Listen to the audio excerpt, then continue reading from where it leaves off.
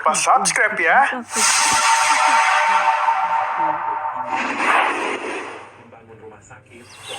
Adun bersama istri dan anaknya tinggal di dalam rumah kecil yang ada di sebuah desa terpencil. Tiap hari ia bekerja di ladang yang tidak seberapa jauh dari rumahnya. Kadang-kadang juga ia mencari kayu di tengah hutan. Waduh, kemalaman nih, harus segera pulang.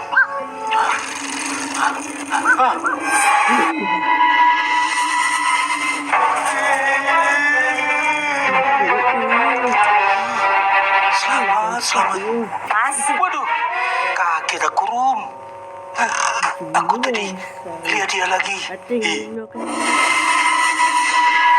dari hutan lagi ya? Sudah, Mas, nggak usah ke sana lagi ah. Lagian kalau cuma kayu, kan di sekitar kita juga banyak. Iya, Rum. Tapi kualitasnya itu beda. Lebih enak rasa masakan kalau pakai kayu hutan. Kamu itu berlebihan, Mas. Lagian kalau ke sana kan bisa siang-siang. Ya, kan kebetulan saja pas di ladang banyak kerjaan. Jadi ke hutannya kesorean. Ya kalau ke sorean nggak usah ke sana lah, Mas. Iya, harusnya begitu. Kadang aku lupa, Rum. Pak, Waduh, bikin kaget kau ini, Duh.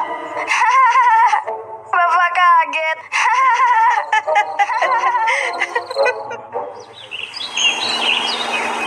Beberapa hari kemudian, Lara yang sudah lama merantau ke kota datang bersama anak dan suaminya.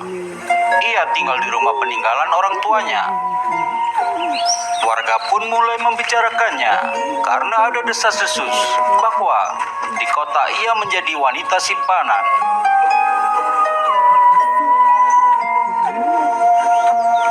Bapak! Ada apa, Mas? Ayo, sini. Tuh, lihat. Loh, Lara? Hore, hore. Kamu tuh ya pulang kampung nggak pernah main ke rumah. Aku mau main ke rumahmu tapi pintumu selalu tertutup. Lah kok sekarang ketemu di sini? Aku kira kamu kayak orang-orang nggak suka sama aku. Apa sih? Kita kan teman baik dari kecil. Lara terpaksa harus mencuri karena uangnya sudah habis. Sebab sebelumnya dipakai untuk mengobati suaminya yang terkena serangan jantung. Suaminya juga dipecat dari pekerjaannya karena kepergok selingkuh dengan Lara.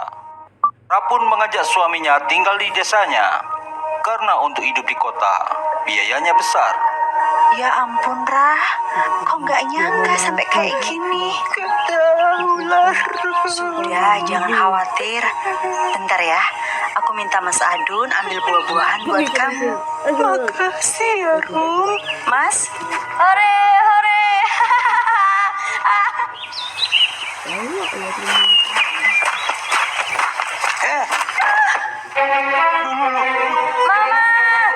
Gara-gara wanita murahan sepertimu, aku kehilangan semuanya. Karir, uang, dan anak-anakku. Aku akan...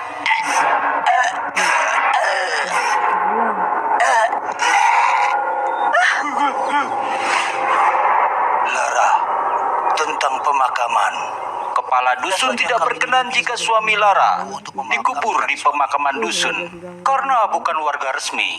Dikubur di halaman rumah Lara pun tidak bisa karena ternyata orang tua Lara dulu dipinjami tanah oleh dusun. Ditambah ada rasa sebal warga karena semasa hidup suami Lara orang yang tidak pernah bersilaturahmi dan nampak angkuh. Jika jenazah ini tidak segera dikubur, takutnya, aromanya akan mengganggu warga lain. iya, Pak. Kalau enggak, mungkin kami akan membakar mayat suamimu. Ya.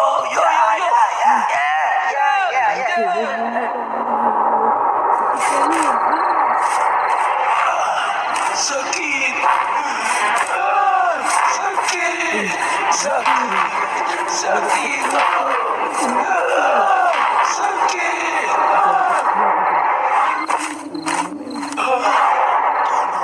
Tolong aku.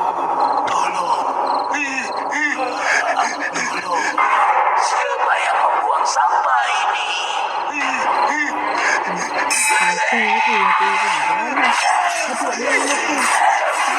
Sampai This is also misleading. I was trading for 30 minutes and got nothing. Hello, sir. Were you trading on expert option? No. Why? Okay, now I see the problem. aku mau cek apakah mayat suami Lara sudah dipindah. Apa ini? Siapa yang membuang sampah ini?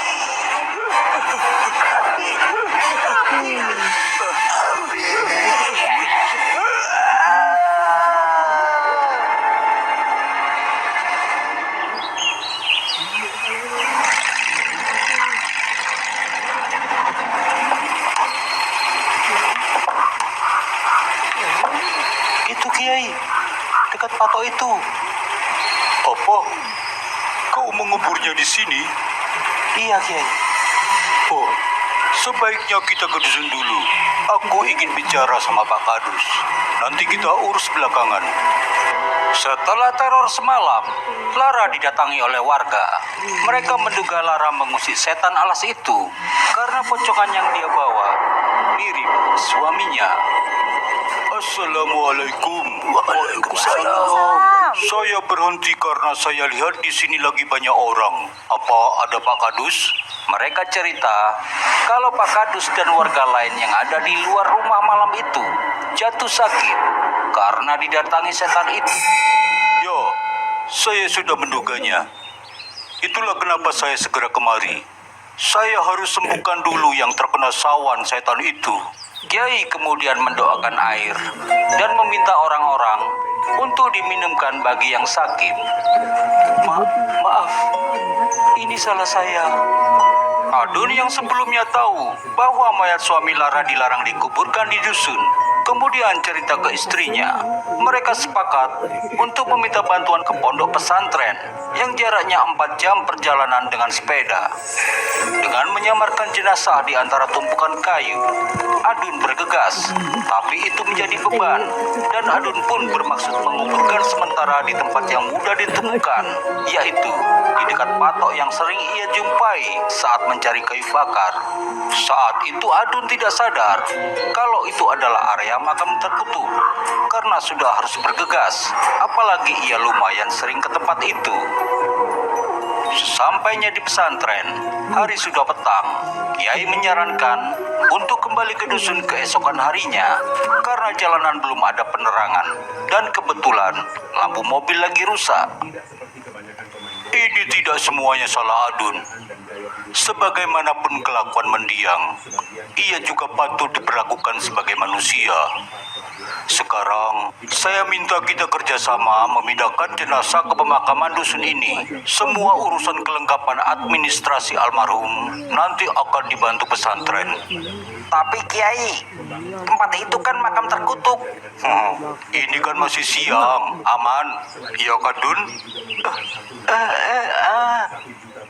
Setan alas atau setan hutan yang berasal dari makam terkutuk itu adalah mitos turun-temurun yang sudah tidak asing lagi bagi warga, meskipun kebanyakan hanya mendengar dari cerita yang hampir terlupakan.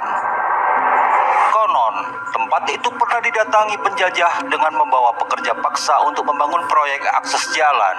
Tapi kemudian, hari demi hari, satu persatu pekerja dan prajurit hilang.